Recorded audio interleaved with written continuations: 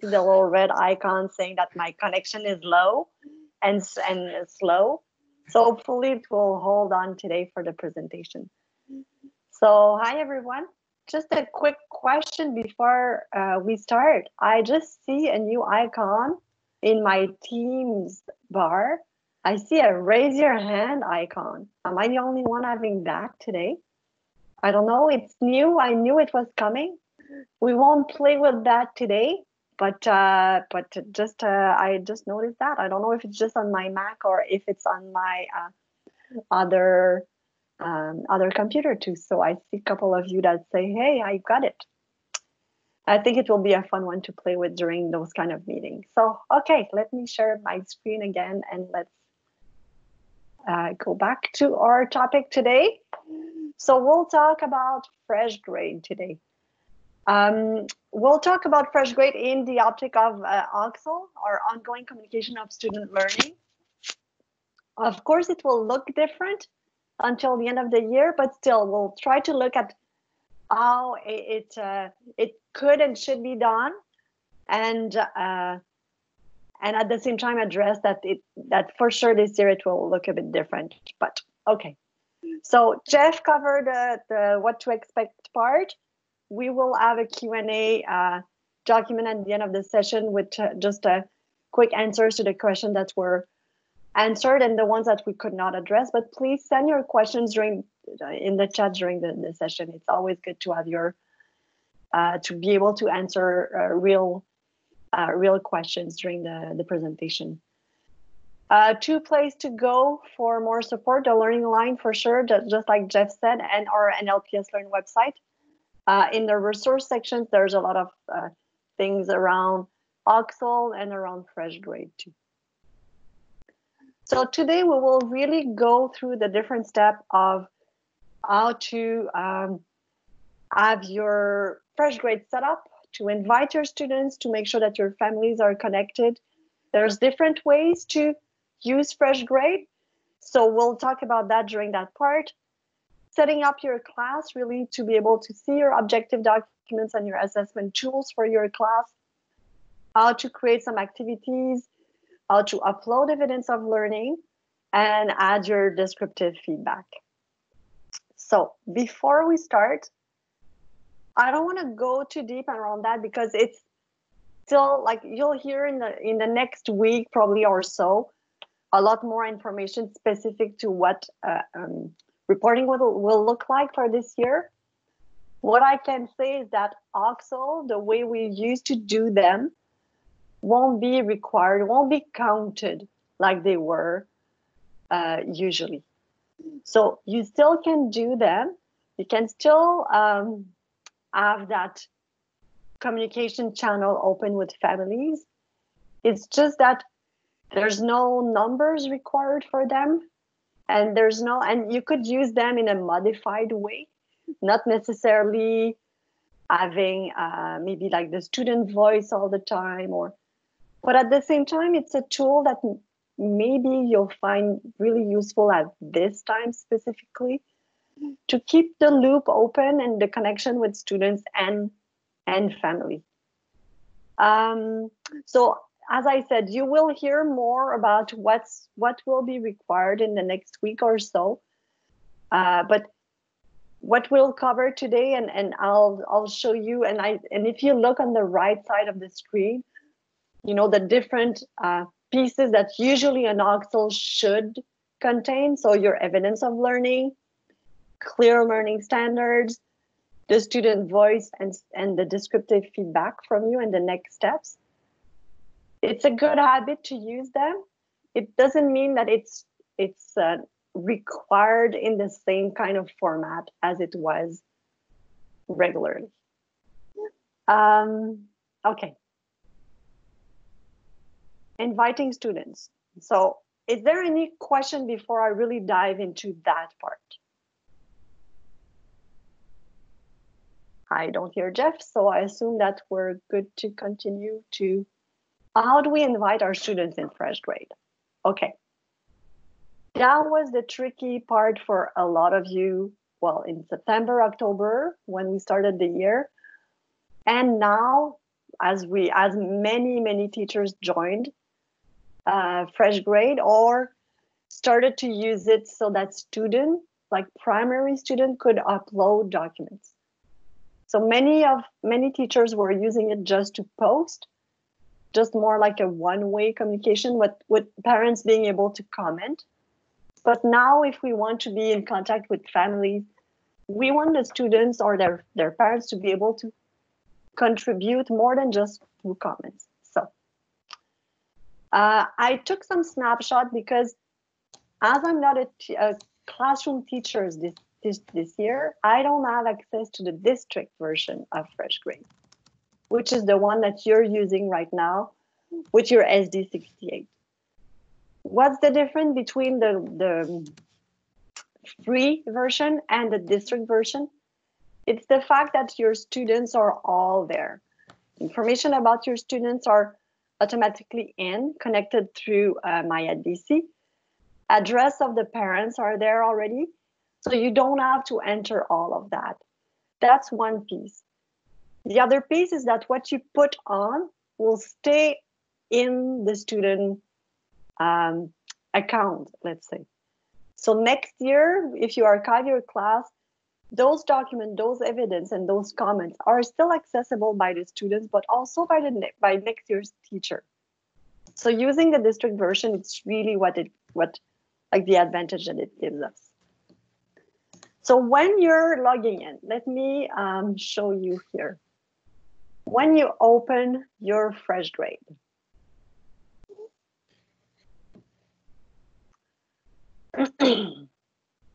okay, so when I'm logging in here, no, that's the webpage of FreshGrade. Okay, many of you will, when we started this year, like to try to go on the new version of FreshGrade by logging in here on top, or this doesn't work. And for families, it's important that they know, because if they try to log in on top, it won't work. You need to scroll down.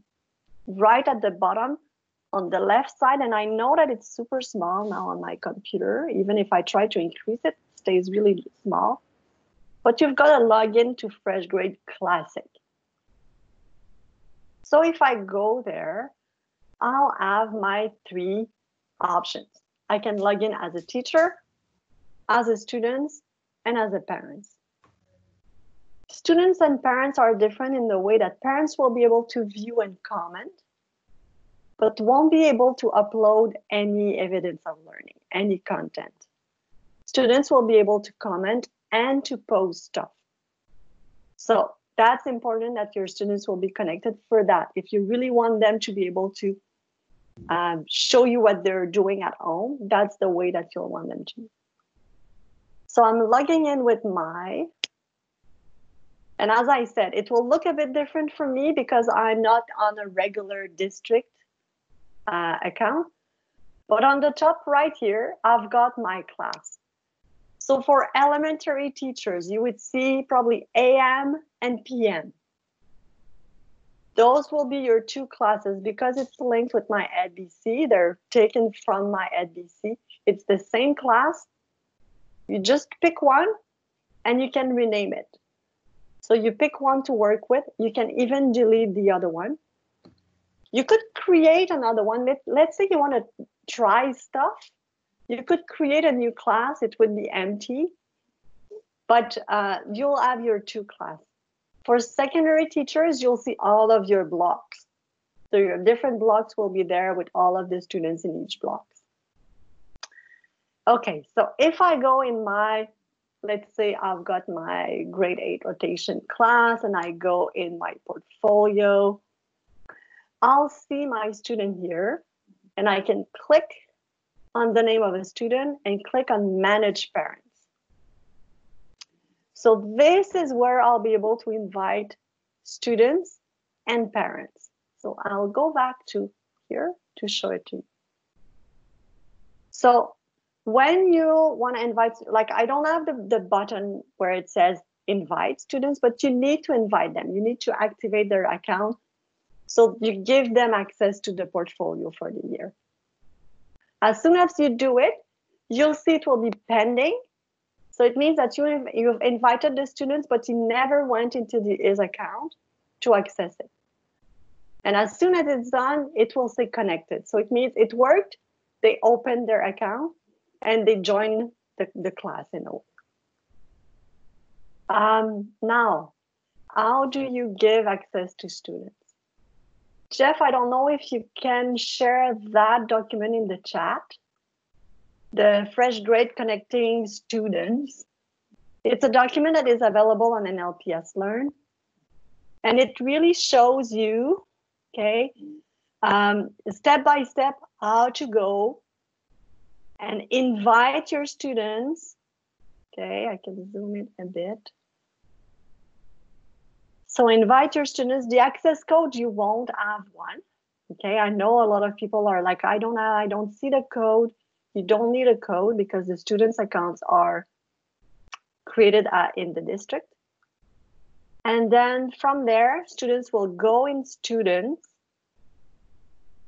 They'll need to say that they have an account and that it's a school district account and that it's SD68, and then they'll select Nanaimo Lady Smith. And here's the tricky part. They'll be redirected to a new login page for Nanaimo Lady Smith Public School. And they'll need to log in just like they would on a district computer. So they're not to use their Learn Succeed account. It's really their district account. High school sometimes find it easier because teachers will say to their students, it's the same account that you use to access the Wi-Fi. Okay.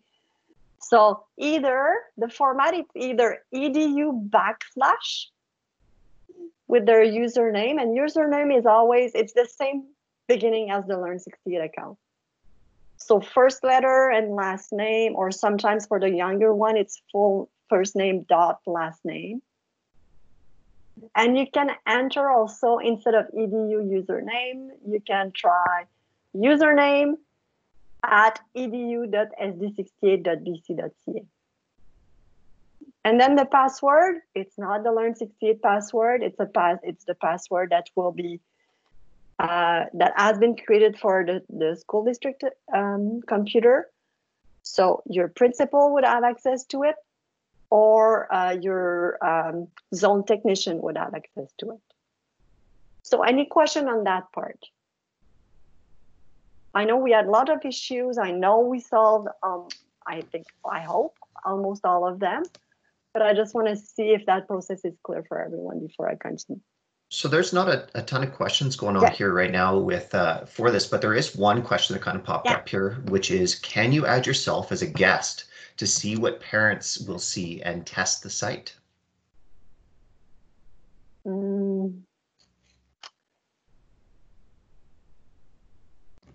It's a good question. You don't see me. you just see my screen, so you don't see me trying to think about that. Could you add yourself as a parent on a student? Technically, you could. I don't know if I would do that. I know a lot of teachers like when they have a colleague's child in their class, because they can ask them to show them what they see. But I don't know if it would be, if I go back to my portfolio here, like I could add a parent. Could I add my own name? I guess I could. I guess it would work. Maybe I would just do it to test, to see, and then I would remove myself there. But I guess it would work. I never thought about that, but it probably would work, yeah. Would it probably work the same as adding a fake student? I don't think you'll be able to add fake students because it's a district account. So you're not managing your students at all. You could change or add parents. I know that it's doable. Sometimes you've got information that is maybe like incorrect or not up to date on FreshGrade, or sometimes you need to add a grandparent that has where the kids will live, or so sometimes you'll need to change things around the parents. So I know that you can do that. I don't think you have any options for adding students. As I said, though, you could create another class, like a fake class if you want to, and then you'll be able to add like a fake students and then play with that. I know I did that a lot. I love to play like in a sandbox and just test stuff. So I understand that need often. So once the students are in, you always want to go back also and invite their parents.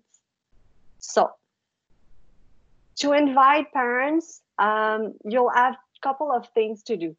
On the top part, on the same page here, which I don't see because, as I said, I'm not a district account, you would have just under the name here, before student access, you would have something like this, contact and then the email address, and you would have to click give portfolio access. Once that's done, you'll see that your parents will show at the bottom, but it will say highlight only. So it means that you could share things specifically with parents, but they won't see the full portfolio and they won't be able to put comments on there. So you will need to invite them. Once they're invited, just same as students, you will see that you invited them. And once they logged in, you'll see that the invitation is accepted and you'll see the date. So again, those are the steps to add your parents on. So your students is one thing and your parents is another thing. Some teachers will, in the past, have invited parents to see, but not students, because they didn't have the need for students to be connected because the teachers were doing all the posting. But now with the distance, having the students logged in then allows them to post stuff on their own. Questions on that? No, it looks like we're doing pretty good here. Do you want me to post the connecting student guide for families? Yeah, that's true. That's what I did the last bit because I know some, like it's a shorter version of the one I just showed you, but I removed the part with the part that concerned only you. So I just took the last bit on how to connect the students so that it's something that you can share with families if they need some help to log in. Okay, so now that it's done, fantastic. How do you set up your class? So on the top left, if you click on the FreshGrade icon, you'll be in the class settings. So from here, you've got access to different things. What's really important, it's for me, it's something that you want to set up early.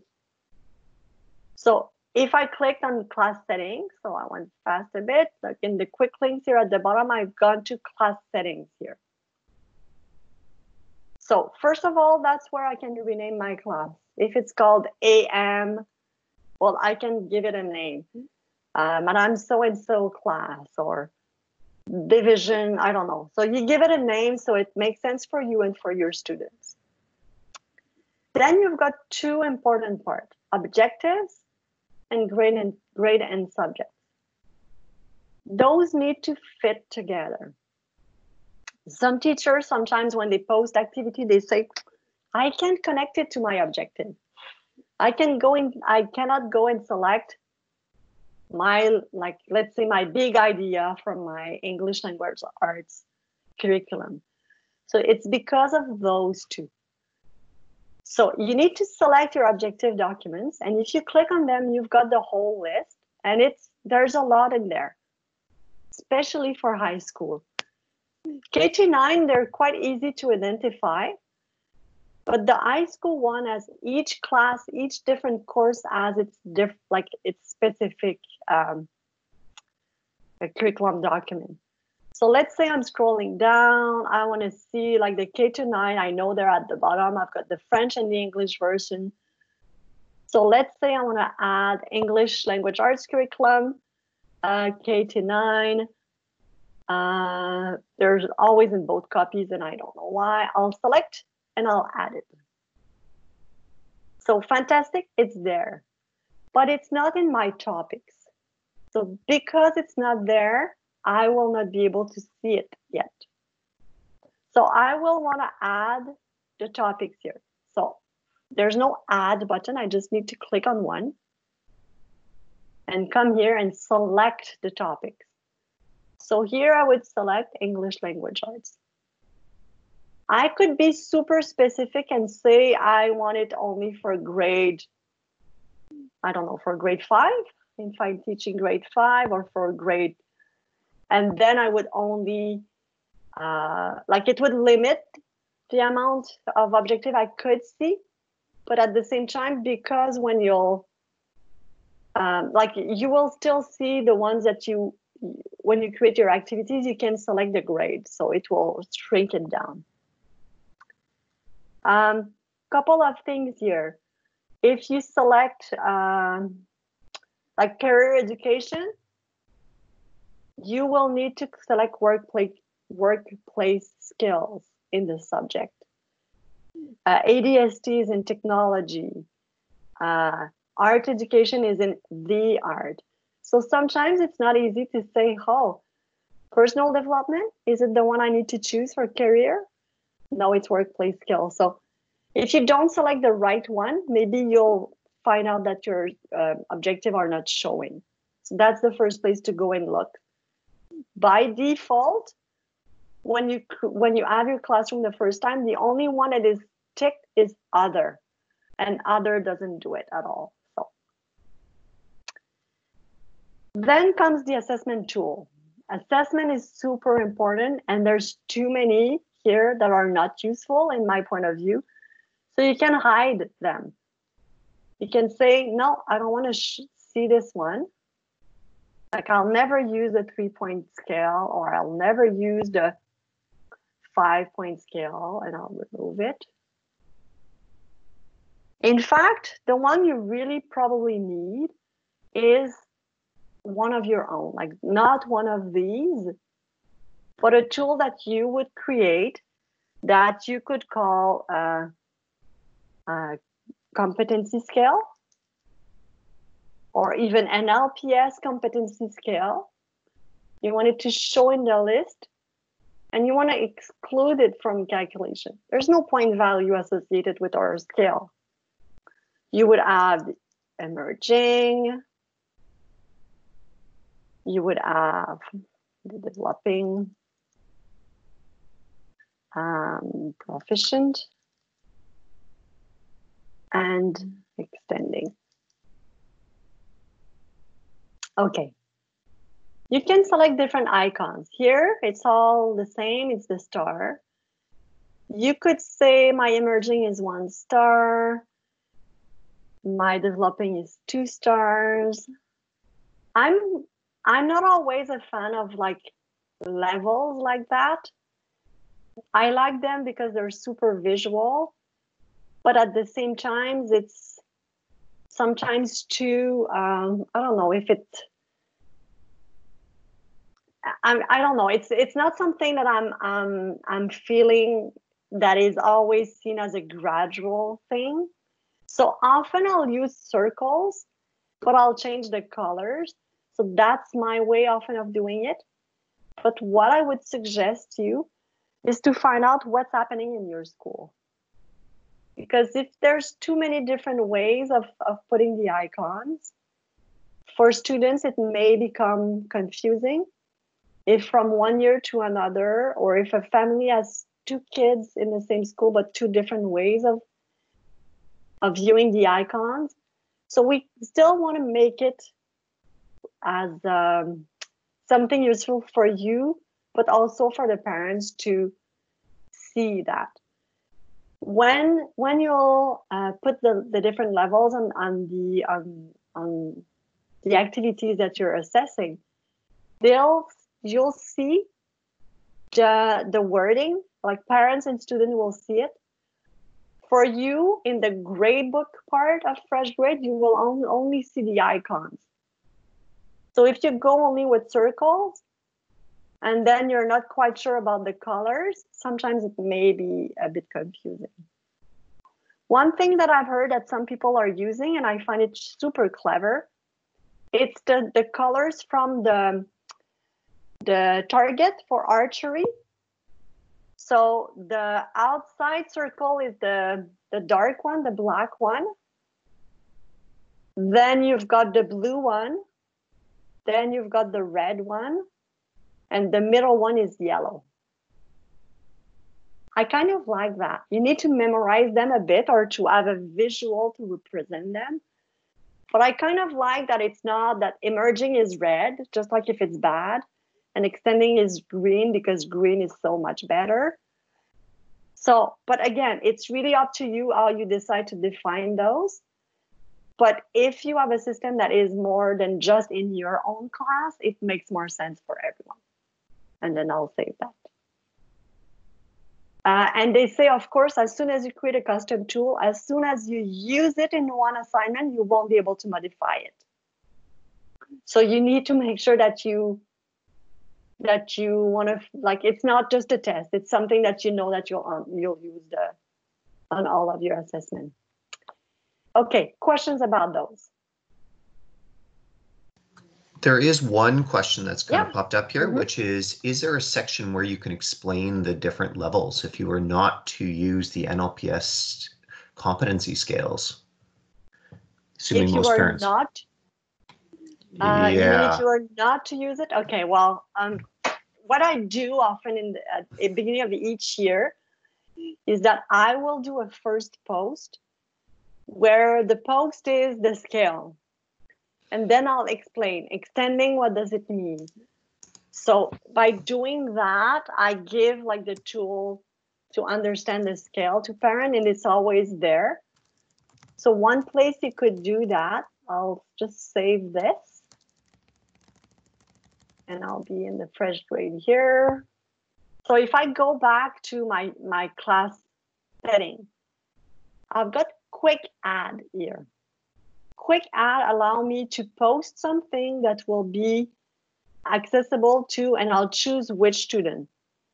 So maybe here I'll just put the competency scale detail, and then I'll write the information if I want to, or I can upload a file, a document, a PDF, a picture that I've got for that, and then I'll choose this and I'll tick all of my students.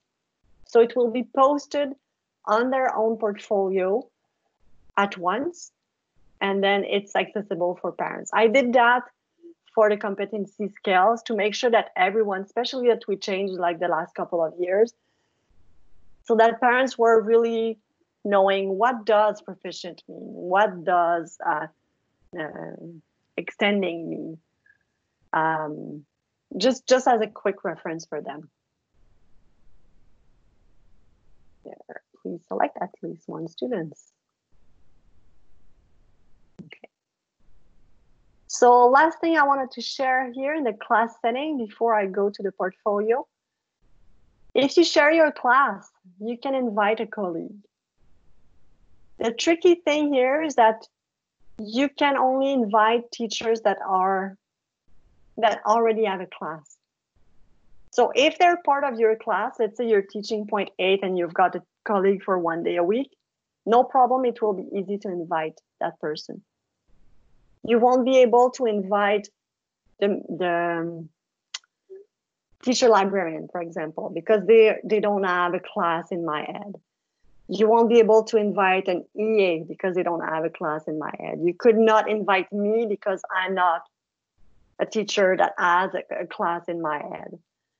So it really is specific to teachers that have an assignment right now. And the last little bit here, categories. It's something that you could use to help you filter different type of assignment that you would like to, or sometimes I've used it in the past to identify my like summative assessment from my OXL, just for me to filter and to see. Sometimes it's just like a quick Like it's not a full oxel. Sometimes I'll just share some evidence of learning, but it's not like the full. So sometimes I want to categorize that for me more than for my students. Okay. So moving on to the gradebook, let's look and add some activities. When I'll add some activities, I want to look at different things. Of course, I'll give it a title. Let's say it's my number, I don't know, let's say understanding graphs. And I would describe here, what is it about? Usually for me, I'll go with my learning objective. So usually I'll really be precise and I'll write what's the learning objective of that activity. I'll also write my, let's say, expectation or I can statement, but in the more specific, like if my learning objective is to understand the different type of graph, well, maybe my my specific will be I can read data on a graph. I can create a double bar graph to represent things. So really the things that I want to see and that I will assess. So usually that's what I'll write in my description here. I could give a category if I created some categories. And I can also add my objective. So I'll go here. I know that I haven't added the math stuff. That's interesting because I don't see my English piece. So I probably did something wrong when I added my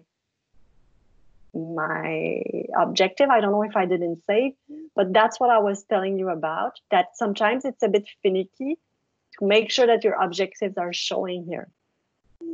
So if I go here right now and I look at the workplace skills, the one that should be my career, now it's okay, so I can select, it's my grade 5 students and I'll see those. And then I can select which one I want to apply. And I can select more than one. So I'll see my big ideas. I'll see, I see my curriculum competencies or my content. I can filter them down if I want to and add them to my activities. Okay. If you create some custom objective, sometimes you'll feel that it's needed. They will stay available in your course. So make them general enough so that you can reuse them if you want. If you have some resources around that specific activity, you can upload images if you want. You can even upload like a link to even like your Google Classroom activity that you created. Then the students would click on that, they would go directly into the Google Classroom assignment. So that could be a quick way to connect the different platforms you have. Could be a link to your class website or something in your Google Drive too. And then here I'll want to select the right one. I know that I created my competency scale, so that will be the one I'll use to assess. And I could select different students to apply that to. And I'll save. Okay. Quick pause, quick questions? Quick question is, so the big idea and the learning standards, they go into the description section or do they go into the objectives? Okay. They'll go into the objectives. So if I go back here to edit, so you'll see that the things that I ticked are showing here in the objectives. What I want to see, the way I'll be wording my learning objective, it's really the focus of my lesson. So it will be a mix of my competency with the content I put in. So it's not just copying and pasting the things from the curriculum. It's more wording it to be specific to the activity you're doing. That's my way of doing it. Instead of writing on the board, okay, today we will understand how, I would not be as general as understand how style influence the way you understand a novel. Okay, I'll word it really specifically to the assignment. So that's what I'll do here. And then my I can statement will be just narrower to, okay, what do I want to see to be able to assess you? What's the target that we are focusing on and that I'll be really looking at during the activity? Does that make sense? I think that makes sense. Other questions? We got a thumbs up. We're good. Okay. Thank you. Perfect. Okay. Now that the activity is done, fantastic. If I go in the portfolio of a student, they will see here my activity, understanding graph. If you click on more, you'll see a really bad way of showing the things that I selected from the curricular competency. I don't know why it shows like that. It's really not practical. And that's why I want to have my description here a lot more precise. Then from there, students could go in their portfolio and they could add comments, or they could go and add some evidence. So it would look just a bit different for them, but they could go and add some documents on their own portfolio. For me as a teacher, if I want to add stuff, okay, well, that's what it would look like probably for students. So just probably similar. So they could add their comments here and they could upload files. So if they're at home and they did some things and parents are taking a picture of it, that's where they would go to upload that document, that picture that they've done or the videos that they took. For me as a teacher, I would go in the assignment and I would use that screen usually to go and write my comments. So my comment would be really specific feedback on what was expected. So, and then I would be able to assess my students based on the different, like the scale that I used. And I could upload file if I want to for each student. This is not the quickest way though to upload documents. And I know that in the past, in the first year I was using FreshGrade, it was really, really frustrating for a couple of things. First of all, it want to upload from your computer and not from your Google Drive.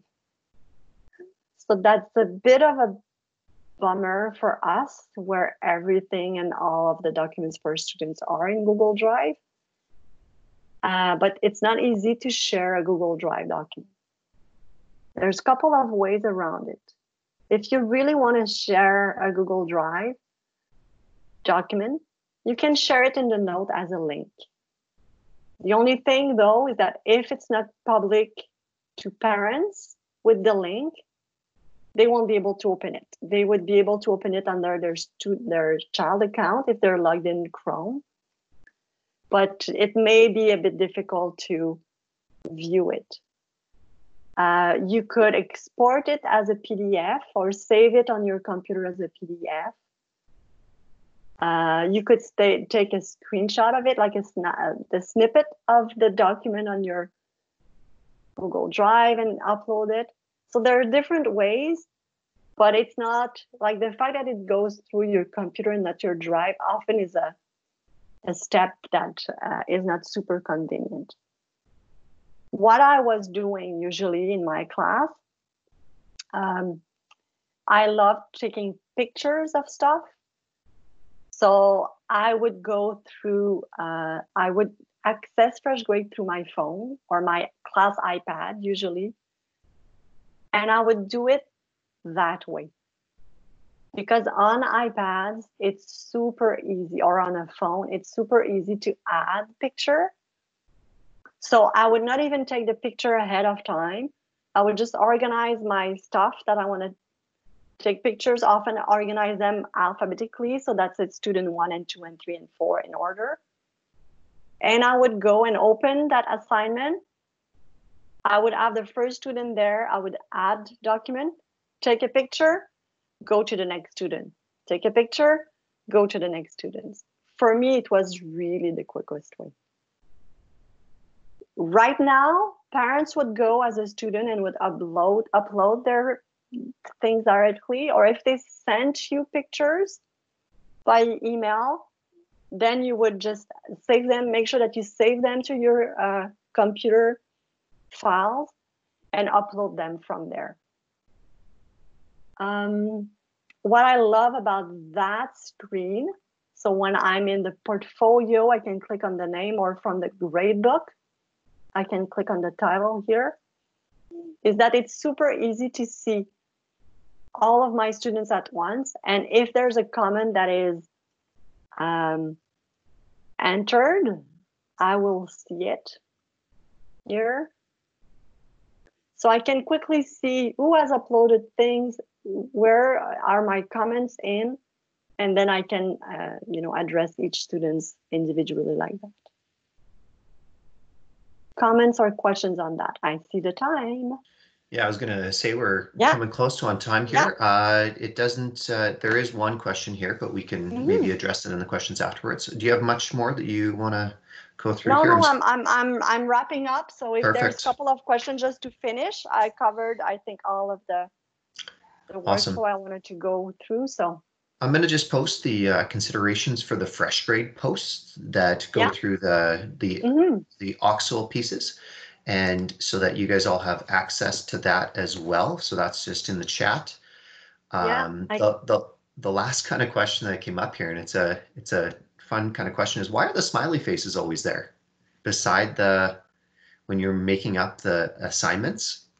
It always has the 3 smiley faces. Are those connected to the assignments, or is that or the assessment, or are they just something fresh? Smiley face. Something that you see on your FreshGrade, or when you open up and you're creating, it's right beside the notes in the FreshGrade assignment when you're making it. When I'm making it, add activity. Oh, here. You mean here? No. So it was the, oh goodness. It was in the last one that you were just creating. Oh, here. Yeah, there you go. Yeah, okay. It's something I've never used. It's like another scale to give feedback to students about your appreciation of their work or effort. So it's really never something I used. It may be used with some specific students around specific needs or specific goals they have, for you to say, yeah, I'm happy you reach your goal, but it's not something that I've ever used. But you could use that as a different scale, but I think it needs to be really connected to a specific goal. Not just, hey, you did a good job, I'll put a smiley face, or, oh, that's not a good effort on that work, and I'll put a sad face. So really having an intent behind those would be important. Personally, it's never something I've used, but it's something that is possible. It's part of FreshGrade. Perfect. So it's a motivation for some students, or just an acknowledgement of their good work in the sense of an objective they had. Yeah. And that's the last document that you just shared with everyone. I just wanted to give that as an example of how things, where the different pieces are, and how they're like part of FreshGrade. So it's 12:01, so we'll conclude the session here. I hope it was a good overview for you of the process of working with FreshGrade. Like, send me more questions. Send questions to the learning line if you've got some other questions that you want to have answered. FreshGrade is really a tool that can be used in so many different ways. Think outside the box too. You can share stuff with your students in there, share lesson activities, share videos you made. So it's not just a portfolio for students to show what they've done, but you can really use it as a tool for communicating a lot with families too. So that's it. That's it for me today. Hey, Isabel, would you mind? There is one question that kind of just came in here, and if people are good to go, it just kind of, she was having problems with the chat or the comments piece. So what or how do you go back, delete one of the classes, the AM or the PM? Is that possible? Yeah. If I just go back, let me just share my screen again. Here. So I've shown you where on FreshGrade, so the left FreshGrade on top, and you go in your class setting. I showed you that you could rename a class, but if you open the other one, like let's say, select the one that you don't want from the top here. Let's say my test one, okay? And I'll go in my class setting here, and completely at the bottom, I could remove it. So make sure you remove the right one, the one that you haven't used. If you do that at the beginning of the year, it's easy. You remove one and you keep the other. So you can remove it, or you could archive it if you want to. But if it's the one that you won't be using, just remove it from here and save it, and it will be gone from your list here on top. Good question to finish. Perfect. Well, thanks a lot, everyone. We will send you the link to the recording tomorrow. Jeff is laughing. Someone made a do you know, comment. I think I made an error. It's funny, the little icons, I may have just put an angry icon on somebody's comment, and I'm so sorry. Jeff is never angry, so it's not no, never. So sorry. Yeah, no. So Okay. So we'll just follow up with an email to you probably tomorrow, late tomorrow or early Monday morning, with the question and answers and the link to the recording, and we'll pop in the link to the documents that Jeff already shared in the chat. So thanks a lot, everyone. Have a good day. Enjoy your afternoon. Bye-bye. Thanks, Isabel.